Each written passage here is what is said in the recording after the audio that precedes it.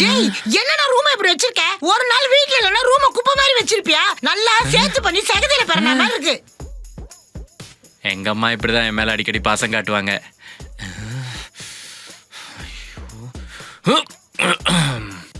என்னடா பண்ற?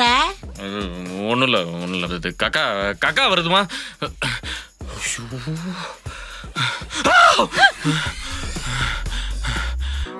நீ இங்கதான் இருக்கியா? எங்க வழி இருக்கு எருமை? ஐயோ சரி நீ இங்கே இரு, உள்தாப்பா போட்டுரு. என்னடா என்ன ஒரே சத்தமா இருக்கு? மரப்புள்ளிமா கூலி FDFS கெட்டப்ல வந்து மேல விழுந்துருச்சு. தள்ளு நான் பாக்குறேன். இல்லம்மா தண்ணி வரல, ஃப்ளஷ் பண்ணல, உள்ள போனேன்னா நாரும். நீ போய் மோட்டர் போட்டு வா. ஆளப்பாரு.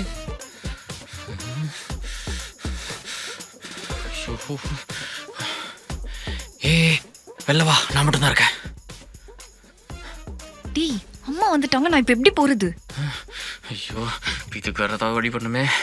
நான் சொல்ற வரைக்கும் நீ பாத்ரூம்குள்ளே இரு. என்ன பாத்ரூம்குள்ளேயா?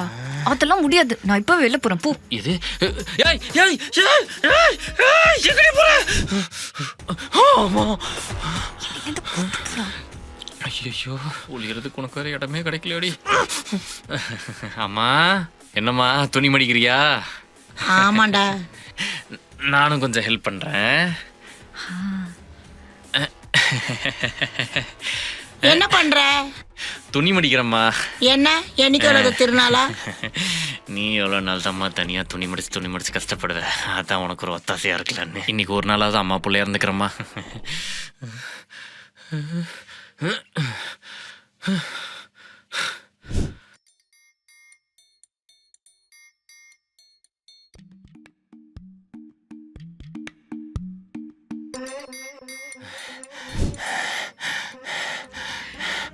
அம்மா நீ தானே பயந்து ஒளியணும், நான் எதுக்கு உன் கூட சேர்ந்து ஒளிஞ்சுக்கிட்டு இருக்கேன்? சாவடிச்சிருவேன். இல்ல உன்னாலதான் பிசாசு. என்னாலயா? ஏண்டி இவ்வளோ நாள் வீட்டுக்கு ஒன்று நீ தாண்டி அழுதுட்டு இருந்த?